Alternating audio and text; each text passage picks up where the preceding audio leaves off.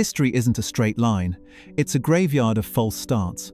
We're taught to look at the ruins of lost civilizations and see them as isolated failures, curious stories of people who simply ran out of luck. That's a comfortable lie. The truth is, their stories are not separate. They are a pattern, a blueprint. From the silent, grid-like cities of Pakistan to the jungle-swallowed temples of Cambodia, the fall of these great societies follows a sequence of eerily similar steps. Forgetting this pattern is the most dangerous thing we can do, because this isn't a history lesson, this is a warning. And the final, most ancient piece of the puzzle, a temple deliberately buried by its own creators, suggests that the end might just be a choice. The silent metropolis. Our first clue in this pattern isn't a story of war or conquest, it's a story of silence.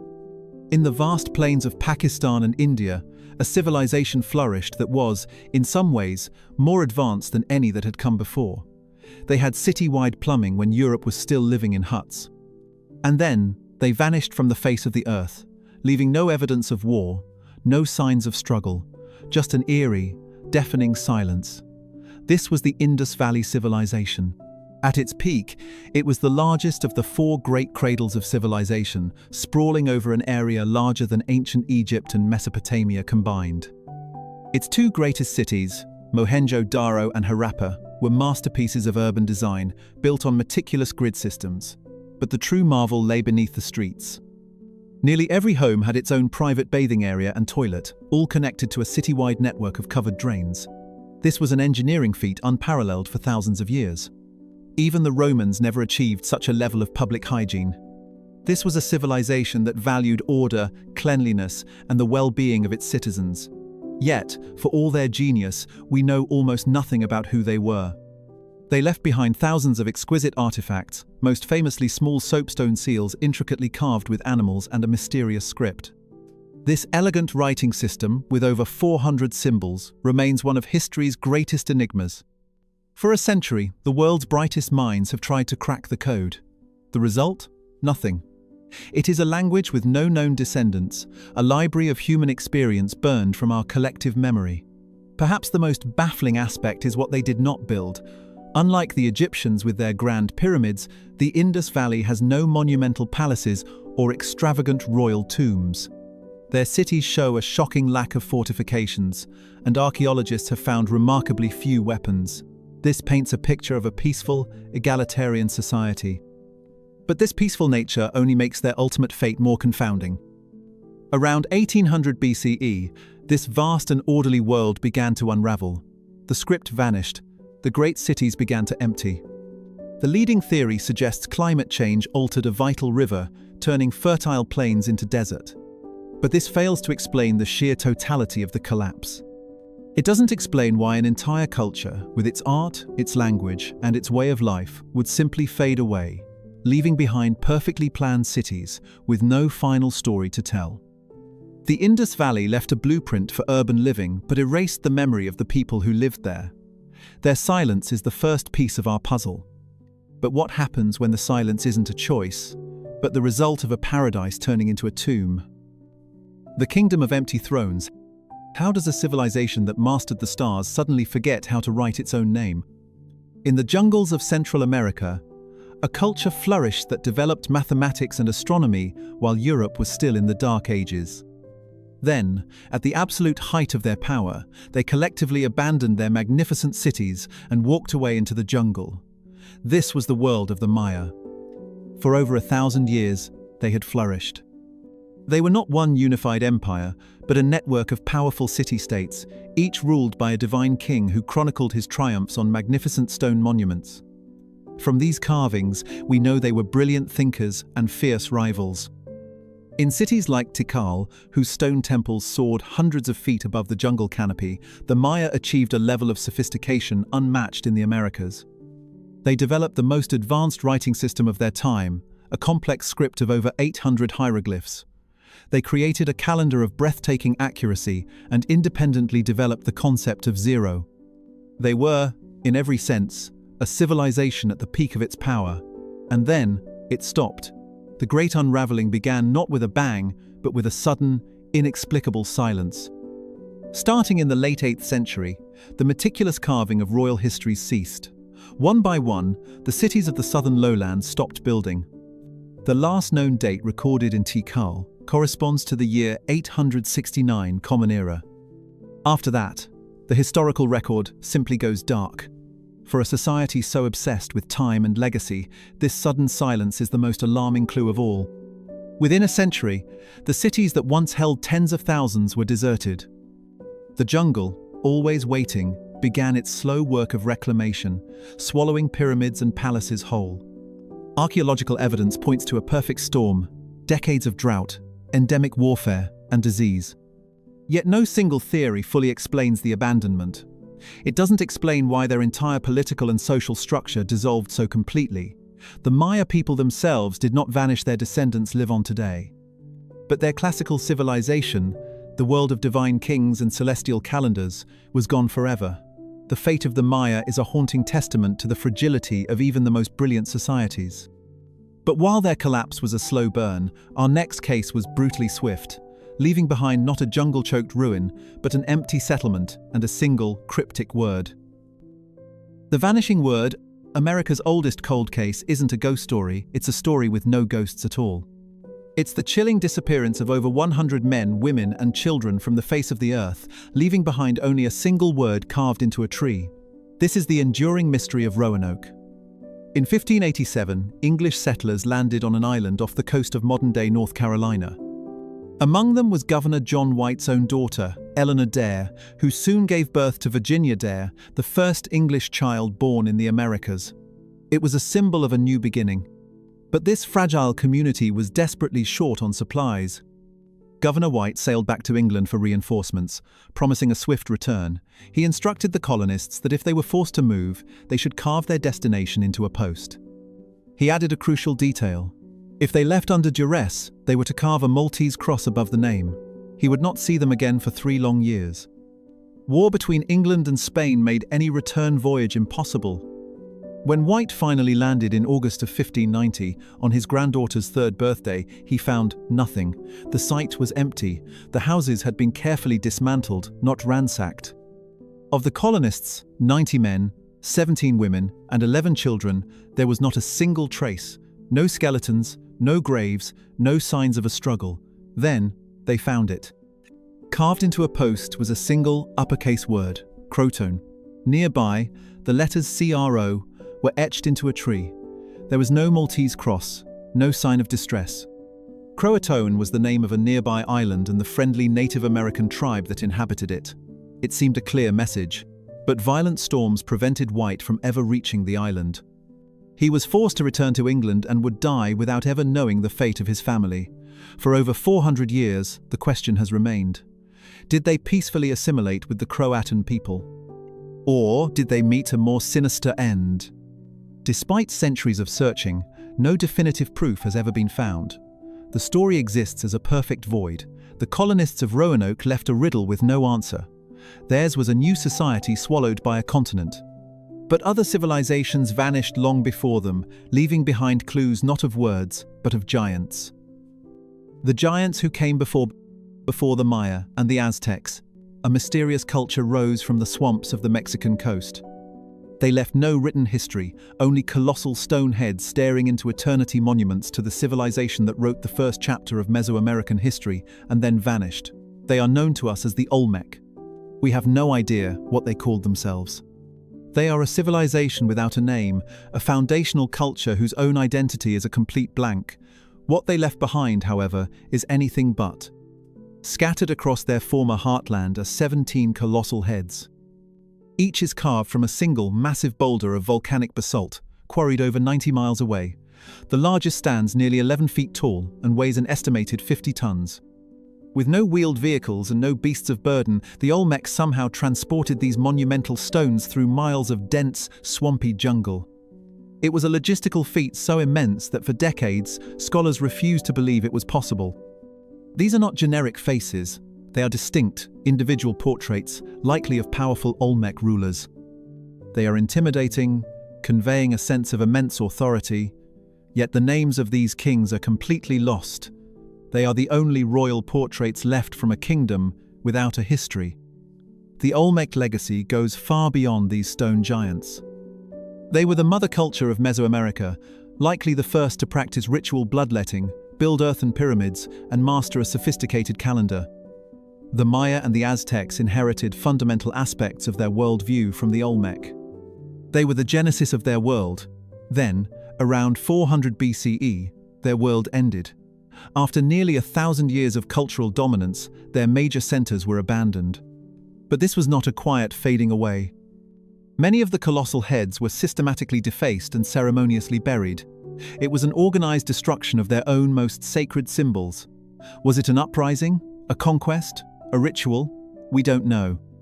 The Olmec laid the foundation for 3,000 years of civilization and then meticulously erased their own final chapter. But while the Olmecs built their monuments on solid ground, another lost kingdom would achieve the impossible, carving an entire city, not out of stone, but from the living rock itself. The city of living rock. What if a civilization decided to build down, not up, carving their entire capital out of a mountain range? In the desert canyons of Jordan lies a city not built with bricks, but sculpted from the living cliff face itself. It was the capital of a lost kingdom of nomads who grew rich by mastering the desert, only to see their impossible city fade into legend. This is Petra, the city of the Nabateans. Their genius is revealed before you even enter. To reach Petra, one must journey through the Sikh, a winding, mile-long canyon whose walls tower hundreds of feet high. After walking through its cool shadows, the canyon suddenly opens, revealing one of the most breathtaking sights in the world, the treasury. It is an immense, ornate facade of columns and statues, all hewn directly from the face of the mountain. It is not a building, it is a gargantuan work of sculpture. This wasn't built, it was unleashed. And it is only the beginning. Beyond the treasury lies a city of thousands of structures, tombs, temples, and a theatre for 8,000 people, all carved from the cliffs. But the Nabateans' true mastery wasn't in stone, but in water. Petra receives less than 6 inches of rainfall a year, yet the Nabateans supported a population of 20,000 people. They were hydraulic engineers of the highest order, carving an intricate network of channels, dams, and cisterns, capturing every precious drop of the winter flash floods. This control over water was the secret to their immense wealth. Positioned at a strategic crossroads, Petra became the hub for the ancient world's most valuable trade routes. Caravans laden with frankincense, silks, and spices all had to pass through their territory. They offered water and protection, becoming the fabulously wealthy middlemen of the ancient world. But great powers attract great attention. In 106 Common Era, the Roman Empire annexed their kingdom. Then, in 363 Common Era, a catastrophic earthquake rocked the region, crippling its vital water management system. The city was slowly abandoned, becoming a ghost city, hidden from the world for over 1,000 years. The Nabateans demonstrated how ingenuity could create an oasis in the most impossible of places. But on another continent, an even larger city would rise, not in a desert, but in a fertile river valley, building a civilization that would become the forgotten heart of ancient America. The forgotten American metropolis. A city bigger than London existed in the heart of America 1,000 years ago, and its disappearance points to a dark chapter of history we were never meant to know.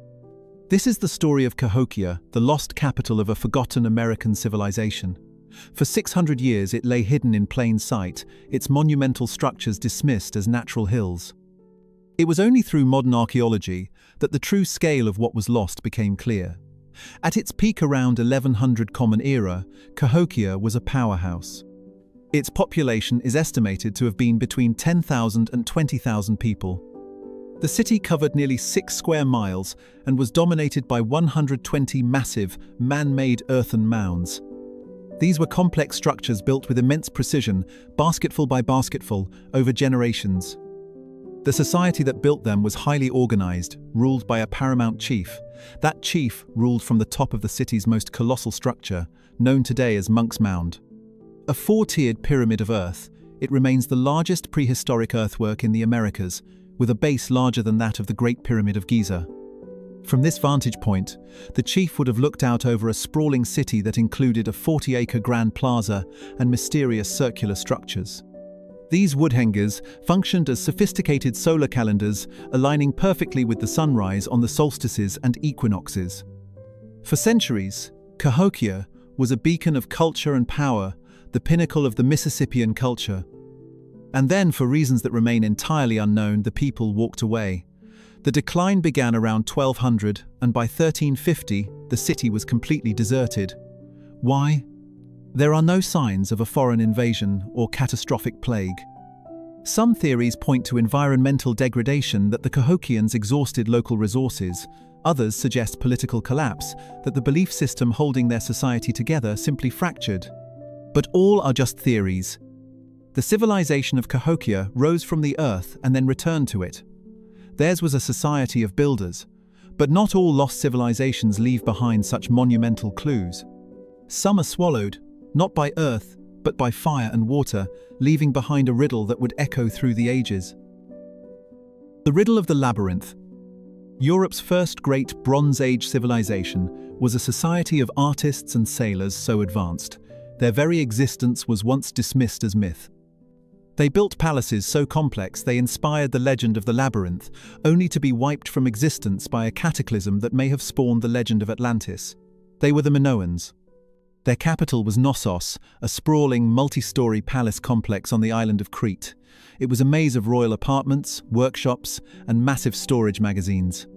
The walls were adorned with breathtakingly vivid frescoes, dolphins leaping from azure waves, young men and women vaulting over charging bulls. This was not a society obsessed with warfare, but one that celebrated nature and ritual. Strikingly, their palaces and towns lacked any significant defensive walls. Their powerful navy was their fortress. The Minoans were traders, not warriors. Their ships sailed to Egypt, the Levant, and mainland Greece. They also developed their own written language, Linear A, but like the script of the Indus Valley, it remains undeciphered. The stories of the Minoan people are completely lost to us. Then, sometime around 1600 BCE, their world was shattered. On the island of Thera, now Santorini, a volcano erupted with unimaginable force. The explosion triggered a cataclysmic tsunami. Waves over 100 feet high would have slammed into the northern coast of Crete, obliterating its coastal towns and wiping out its formidable fleet in a single blow. The sky would have turned dark for days as a thick blanket of volcanic ash rained down, poisoning the fields. Was this the end? Archaeological evidence suggests some Minoan sites survived. This has led to another theory, that the volcano did not destroy the Minoans outright, but merely weakened them, leaving them vulnerable. Not long after the eruption, a new culture appears on Crete, the Mycenaeans, a warlike people from mainland Greece. The disappearance of the Minoans was likely a 1-2 punch of nature's fury and human ambition. The Minoans show how a paradise can become a tomb in a single day.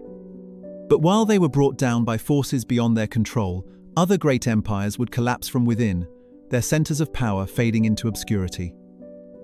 When the gods fell silent in the jungles of Cambodia, the largest city on earth in its day simply went quiet, and its final chapter was swallowed whole.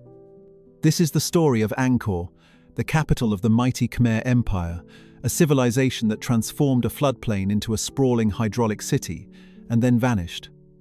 For over 500 years, the Khmer kings dominated Southeast Asia, their power stemming from a profound spiritual and engineering vision. At the heart of this vision was the concept of the God King. Each ruler identified himself with a Hindu deity and built a massive temple mountain in their honor. The grandest of these is Angkor Wat, the largest religious monument in the world. But Angkor Wat was just one piece of a much larger puzzle. The true genius of the Khmer was their mastery of water. The Greater Angkor region was a meticulously planned urban landscape, the size of modern-day Los Angeles, supported by a revolutionary network of canals, dikes, and massive reservoirs. This complex system allowed them to control the monsoon rains, enabling them to harvest rice up to 3 times a year and feed a population of nearly 1 million people. Then, in the 15th century, the empire that had seemed invincible began to crumble. The historical record for this period is frustratingly sparse. The construction of stone temples ceased, the intricate water system fell into disrepair, and in 1431, the capital was sacked by the invading armies of the Siamese kingdom of Ayutthaya. For centuries, this invasion was seen as the cause of Angkor's downfall, but modern research suggests a more complex story. The invasion may have been a final blow, but the empire was likely already rotting from within. A period of climate change, bringing prolonged droughts, followed by intense monsoons, would have put an unbearable strain on the delicate water system. Furthermore, a gradual shift in the empire's faith, from Hinduism to Theravada Buddhism, may have eroded the spiritual authority of the god-king, fracturing the very foundation of Khmer power. The fall of Angkor was not a single event, but a slow, agonizing collapse. Their decline was a slow decay. But some civilizations seem to have vanished in the blink of an eye, leaving a void in the historical record of an entire continent. Africa's forgotten Camelot. While Rome was collapsing, a powerful Christian kingdom thrived in the mountains of Africa, considered one of the 4 greatest powers on earth. They erected colossal stone obelisks, and were said to guard the Ark of the Covenant. And then, they simply faded from the world stage, becoming little more than a legend. This was the Kingdom of Aksum. Situated in modern-day Ethiopia and Eritrea, Aksum was a hub of international commerce. Its strategic location, with access to the Nile and the Red Sea, allowed it to dominate the flow of goods between the Roman Empire and India. Ivory and gold flowed out of Africa, while silks and spices flowed in. This immense wealth funded a sophisticated society with its own unique written language, Ge'ez. In the 4th century, Aksum embraced Christianity, becoming one of the very first Christian kingdoms in the world. The most dramatic evidence of this power still stands today, the Great Stelae. These are colossal single-piece obelisks carved from solid granite. The largest of them, the Great Stele, would have stood 108 feet tall and weighed over 500 tons, one of the largest single pieces of stone ever erected in the ancient world. These were assertions of royal power and engineering prowess. For centuries, Aksum thrived. The Persian prophet Mani listed it alongside Rome, China, and Persia as one of the 4 great kingdoms of his age. But as the centuries wore on, the foundations of its power began to erode. The rise of Islam in the 7th century dramatically reshaped the region.